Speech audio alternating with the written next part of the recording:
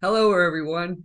Welcome to another exciting episode of Gaming and Leisure's Voice. I'm your host, John Cash Filippe. With me today, I have Joe Roybal, who's the CIO of the Osage Entertainment mega complex, I can say, because there's such a big and great casino chain out in Oklahoma.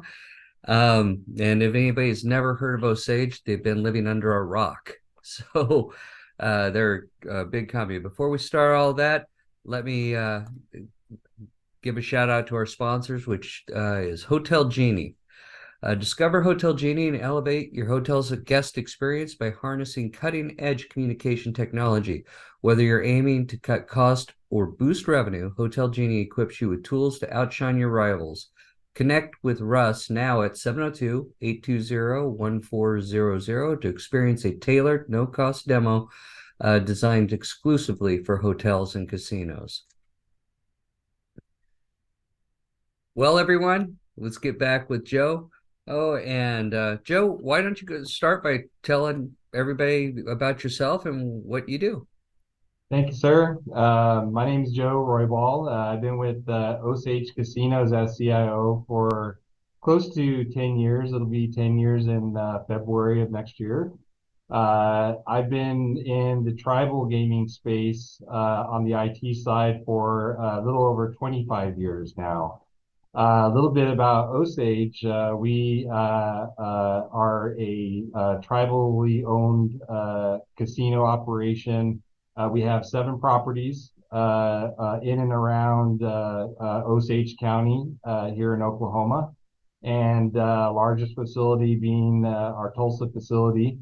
We just recently opened up 2 new hotel casino properties that were replacement properties in Bartlesville and Pawhuska, where we added some hotel rooms, meeting space, along with brand new gaming facility and the whole rundown of casino operations in those 2 properties. So Well, I that's remember that. I actually remember that property when I was out at Cherokee. I think I visited when it was first opening. That was back in 2016 or 15 in that area.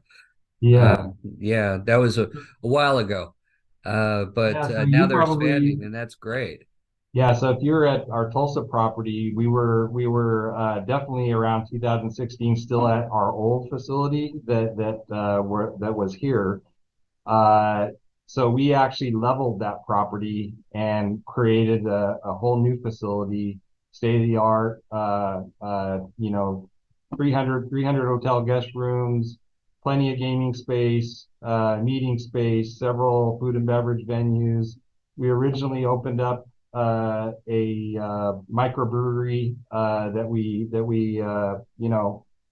tried our hands in that, and ultimately you know, did not have spa or anything like that. It's just primarily, a gamers place to go and have entertainment. And we have also a very nice entertainment venue that we built there that houses several thousand people. And we've had some really good acts come through. In fact, tomorrow night we've got Pete Davidson in house. So very, very nice show to attend. So we cover a lot of ground.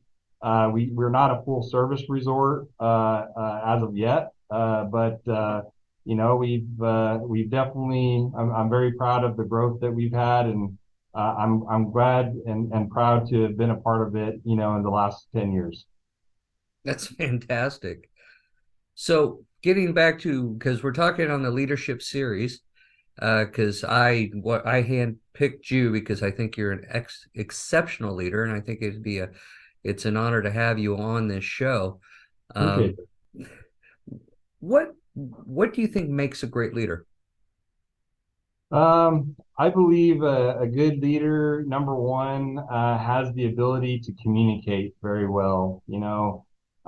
Especially in the technology world, you have to be able to bridge the gap between technical jargon and being able to communicate with, other leadership teams, whether it be marketing, hotel operations, food and beverage, human resources. I mean, you have to be able to communicate with them at their language, right? Be able to be strong in understanding. You don't want to be talking about bits and bytes and servers and that's the easiest way you're going to lose people.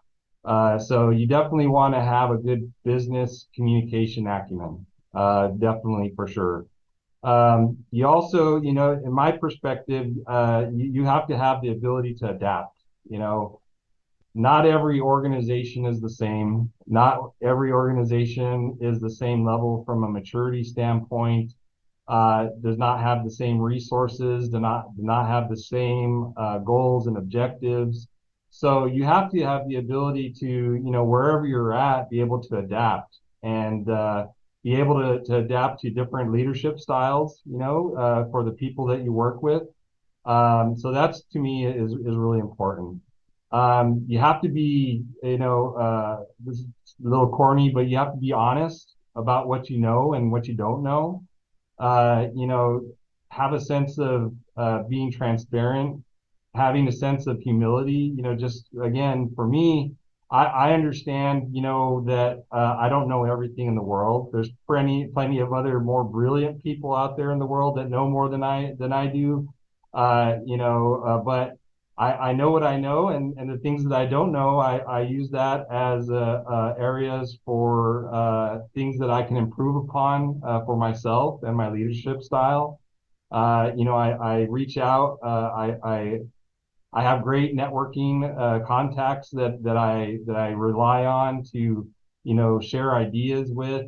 John, I've known you for forever. I have some really great peers that I've met through gaming and leisure, and there's a nice little forum of CIO peers that I get to communicate with here in Oklahoma. So I think again, it's for me, it's about being able to share ideas, be able to take those ideas and you know help the organization out reach its full potential, through those ideas, and not be afraid to fail and attempt to do things that not be afraid to eh, that's probably not a very good segue there, but it I think again, being able to take all of those qualities and be able to mentor staff, be able to showcase confidence for your organization that you're leading them in the right direction from a technology standpoint, being able to show them value of what technology can do for the organization. Uh, those are the types of things I think that makes a great leader. Well, it's funny you brought up honesty and you said it might be corny, and the honest truth is it isn't. I think you're dead on. One of the challenges I've seen in the industry, and a lot of it is you get put in charge of this mega resort. They expect miracles from you, and being honest about your abilities is not always easy because Right, you're trying to impress or you're trying to prove your value. And it's an important statement to make that if all of us as leaders have to remember that one very important piece, you have to be honest about your abilities. And I mean, I tell people all day long that, about mine. I know some people like, how'd you get in IT? right, I said, well, I used to be really good. right, right. Actually, I hope I still am, but um, that was fantastic. It was a great answer all around. But as we grow in this business, there's people out there that inspire us, or people from history or from just close by. Who inspires you? I can say that, from very early on in my career, again, I've I've I've attended a lot. The thing that once I got into the gaming side of things, and I knew that was what I wanted to do. I just wanted to be a sponge and learn from people. And so how do you learn? Working in a very small little casino in New Mexico, where I started. How do you get that knowledge? Especially knowing that the casino industry in general in New Mexico was only open a couple of years anyway. So everybody was looking for knowledge. So what I found was that, being able to get out and about to conferences, to be able to, not be afraid to ask questions of my vendors at the time. Like I was not worried about, not looking dumb and just basically wearing my honesty on my sleeves and be like, I don't know what I'm doing here. I need some guidance. I need some leadership. I need some help. And so I really, there's not really one specific person per se. I would say that, I think just along the way, every conference I ever went to, and, you know, all the way back when, there used to be they used to call them gaming technical conferences, right? They used to be held at Green Valley Ranch like a long time ago. And I remember going to those and, seeing Mike Day over there, seeing Tony Pepper there, and they'd be there on stage, talking about what they're doing with their data, governance, and all these topics that were to me just very like, wow, these are big things to think about, versus being a little bit unsophisticated. But again, be working through those types of things. Seeing again, I think I really have a ton of respect for Mike Day, for what he's done, from the tribal standpoint. Obviously, I was a very early adopter of TribalNet, back in the day, and I remember going to conferences and, it was one of those things that you kind of, when you're kind of sorting your way and you have other people sorting their way, you find common ground and you find a bond, and that just helped me kind of just continue to absorb things. So I have a ton of respect for Mike. There's obviously tons of other CIOs that I've met and other IT leaders that I've met along the way, including yourself, that, I love to communicate with and just rub elbows with, and talk about the similar challenges, and really those types of interactions, for me, help one solidify that I'm not the only one that is going through some of the challenges that I went throughout my career. But two, I get to also learn that those that have already been there, done that, I get to learn from them as well, and see how they accomplish what I need to accomplish now, and I continue to do that every day. Our world is infinitely large, right? From the resources, from the knowledge they expect us to have, and just everything from back in the day, it used to be like, okay, you just need to know your CMS, right? You just need to know how to make your slot floor not go down. You have to worry about Players Club. You have to worry about no now. You have to worry about what are you doing with your data? How are you governing your data? How are you using that data to create value for your business? Cybersecurity, goodness, that in itself is an undertaking to stay on top of and continue to evolve. And it's just one of those things that, again, not every one of us knows everything. At least I hope not, because then I feel really inferior if someone knows everything at this point. But I certainly know that I don't know everything, but It's just you and I, Joe. We're the only ones who don't know it everything. is, John. But I do know that there are people out in our industry that are willing to share their ideas. They're willing to share their common challenges. And again, hats off to Mike Day for having that vision and that forethought way back when to put everybody together. Knowing that, hey, that's the way we kind of evolve and move together as an industry, especially on the tribal side of things. So Yeah, no, Mike Day's great. As a matter of fact, we love having him here on Voice quite often if we can, because he's just such a fountain of knowledge.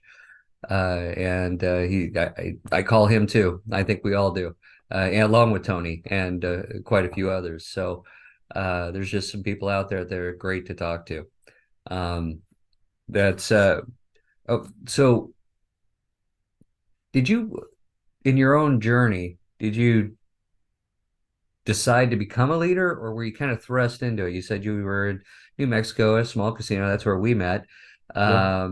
And that did you just end up becoming the director, or did you actually aim for it?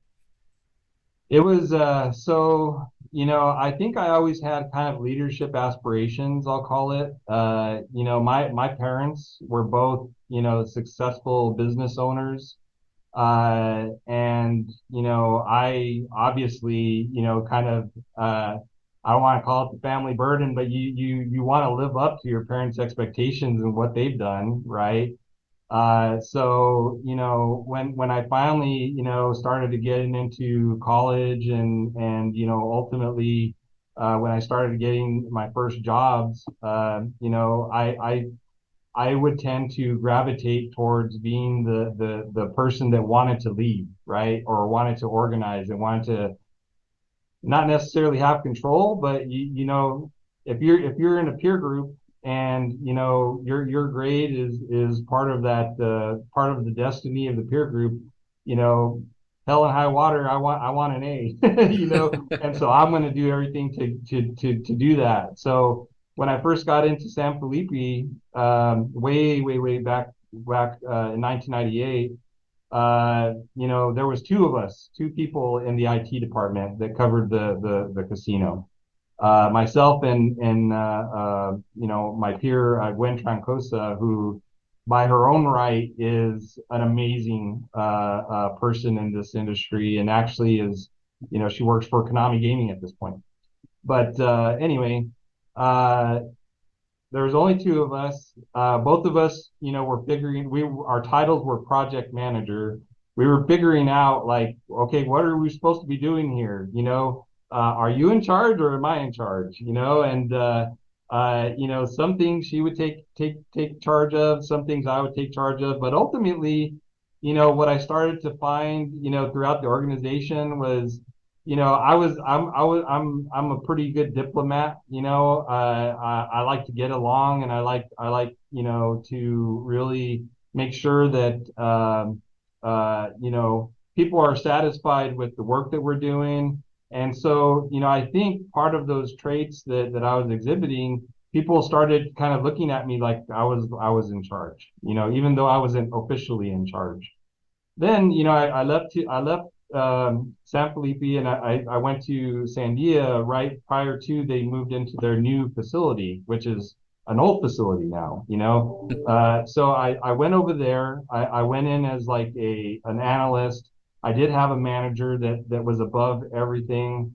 But again, when it came to things like the CMS and those types of systems, I was the one that had the most knowledge, in these systems because, like, again, I was trying to be a sponge and get information from everywhere.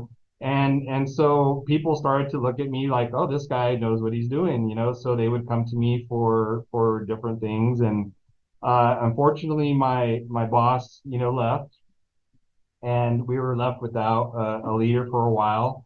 And so I was like, I want to be in charge. I want to be the person running the ship. And I'm already kind of doing it. People kind of perceive me as that guy, so why not? And so from that point moving forward, I think I really embraced the leadership role. And I've been continuing to refine and hone in all of my leadership traits, ever since. And, it's funny. It's like, you talk about how things age with like fine wine, right? You and I are similar, similar in age and professional careers. The thought process behind being a leader back then, to what it is, what I feel what leadership is today is night and day, right? It's an evolution, right? You continue to grow, and you continue to go through different experiences, through, what good, bad, and different, that basically continue to refine and shape your point of view of being a leader. And then, of course, not the other thing is that, you be part of being a leader and being a steward of that leadership is bringing up your people, making sure that your people want to follow you as a leader, and making sure that they believe in you, and making sure that, hey, Joey wants us to do this, let's do this. And then on the flip side, on the organization side, making sure that, my executive peers and, tribal leadership are comfortable with me, and they have confidence in me as well. So I think, again, it's been a long journey, from a leadership, and I still, there's no such thing as perfection, right? At least in my eyes. But I strive to continue to improve my leadership skills. Whether it's through, you know talking with my peers at GNL, or picking up, books, or just, I'm a creature of trying to always continually improve, yeah, especially on the leadership side. Well, that's great. That's always been something I think a lot of people admire about you in this business is you've always been an incredibly good student of leadership, which is key, because I know that you don't do anything unpurposeful. Yeah. Um, so that's always been a joy to watch, throughout my career, watching you and and watching you get in from small to large to larger to where you're at now, which is a fantastic place to be. Thank you. The Now, what what advice did you, I mean, when you became a leader, what advice did you receive as a new leader? I didn't really receive a whole lot of advice, to be honest with you. I've had a lot of, I'll call it, I've had a lot of bosses, right? And I've had a lot of, people that have come and gone, and indirectly, kind of inspired me from a leadership standpoint. And so, I had a couple of people, and yeah, especially like back in my Sandia days, there was a guy by the name of Rick Charles, who was very, very stoic kind of character, very, very business focused. So the way I looked at him, and he didn't necessarily give me any particular advice or not. What I would do is just kind of watch and kind of pay attention to, how he conducted himself as a leader. Then we had another guy come in. His name was Reinhard Werdner. Uh, he was like one of the most kind, compassionate leaders that I've ever met. And, I saw his what he brought to the table from a leadership standpoint. And I kind of felt like I absorbed some of his things, that I've learned. My former boss at Sandia, I paid attention to him, and he was always like, one of those guys that basically showed me like never show your hand, so to say. Whether or not the your hair's on fire, or you're swimming in a pot of gold. I don't know. That's a weird analogy, but you gotta basically be, you gotta be kind of stoic to your role. You basically have to make sure that whatever situation it is, you have to have it under control. You have to perceive the confidence that people are understand that, hey, the gaming floor is down, but Joe seems to be calm, and things are going to be okay, I believe. So I paid attention to a lot of those types of things. As I went through again, all my different experiences. And I think I just, again, I just pick up things here and there, that I feel like that's what I want to add as a core value, and I keep collecting those as I move along. And I've collected quite a bit that ultimately has shaped me to the leader that I am today. Well, that's awesome. Uh, the, uh, I guess this leads to the question of what's your style? Is it, are you democratic, pace setter, laissez-faire, autocratic, bureaucratic? There's a lot Yep. of different styles out there. Uh, what's your style? Definitely a combination. I don't think there's one particular style that I say this is me. You kind of, a good leader kind of has all of those characteristics of all those different styles and knows when to apply them. Obviously from a visionary standpoint, you have to be able to set the direction, right? And say, this is where we're going. This is where I believe we need to head towards as an IT organization and an organization from a technology standpoint. So you have to have that. You have to be diplomatic, right? You have to be able to not be a dictator, but basically put the ideas out there. But then you also need to empower, your staff and the people that are around you to execute, and uh, I call it execution with boundaries, right? I allow them to, I say, this is where we want to go. Here's where we need to get to.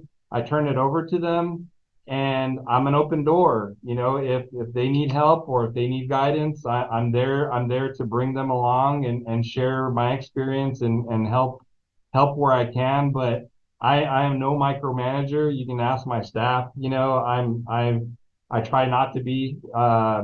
I think I'm sometimes a little high strung, and I pay attention. I'll call it, I pay close attention. But, in the grand scheme of things, you have to empower your employees. You have to provide them the ability to make decisions, and you have to provide them the ability to fail, you know, because sometimes, those failures are just as good as the successes, in helping people evolve and helping people learn. And, God knows I failed a lot, throughout my career.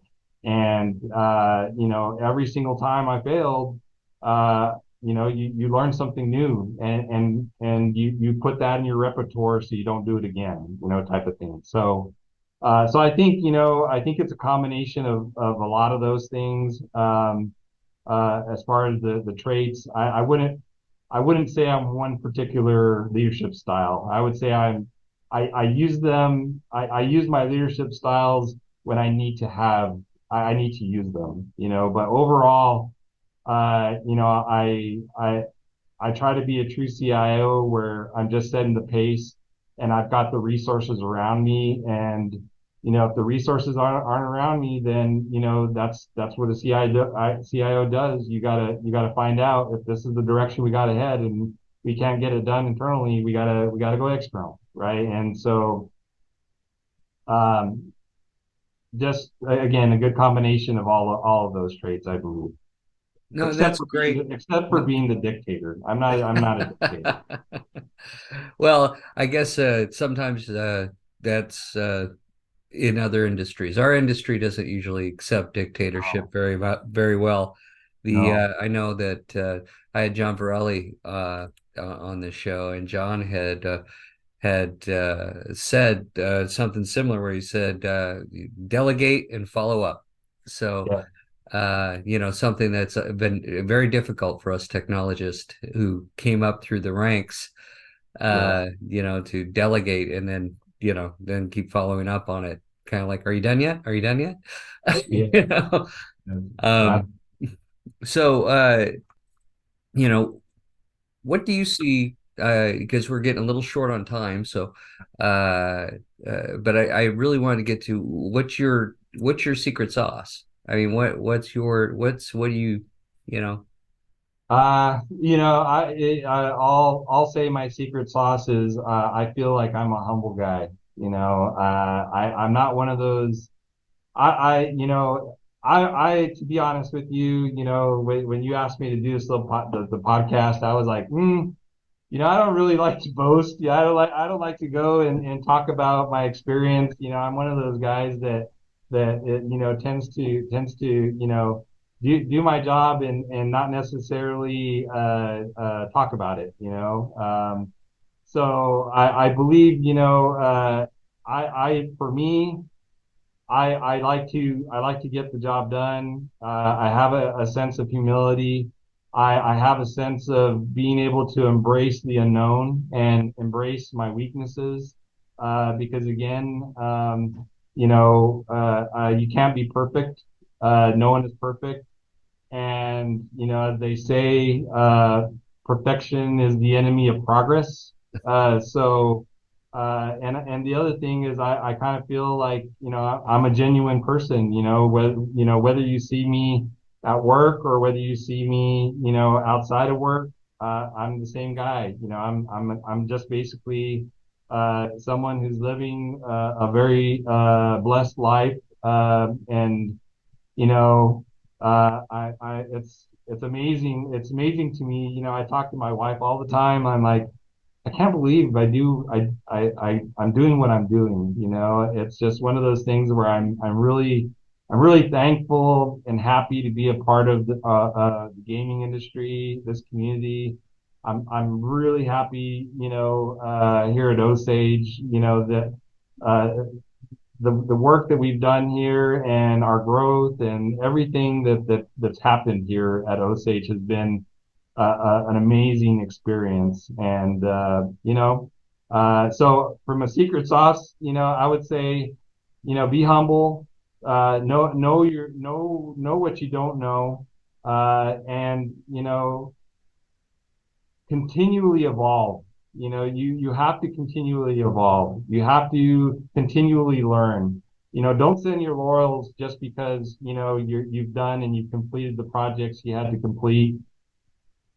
There's something to do. There's always something to do. There's always the next level of things that we can bring to the table, and you can up your game, and you just got to continually evolve because our industry and our information technology in general, that's what it's all about. Keep up with AI, keep up with uh you know uh everything that's going on. Definitely keep up with cybersecurity. So Well, that's something we share in common, humility. Okay, that's a joke. It's- yeah. I like to think I'm humble, and I am when it comes to my job, but everywhere else, not so much. I'd like to. So, and it's something I know I admire about you is you've always come across as that really. stoic, humble, great guy who just kind of walks in and everybody just automatically trusts you, and it's because of that humility. It's something that I know a lot of people are very impressed with when they meet you. And well, I don't. You kind of. My last question was any advice, and you kind of gave everybody that in that last thing. So I really don't have another question for you. Is Okay. there any? It's been a pleasure having you on the show, Joe, and Absolutely. I always, as always, I love talking to you. So, any parting words? No, I'm thankful for this little showcase. I'm thankful for GNL.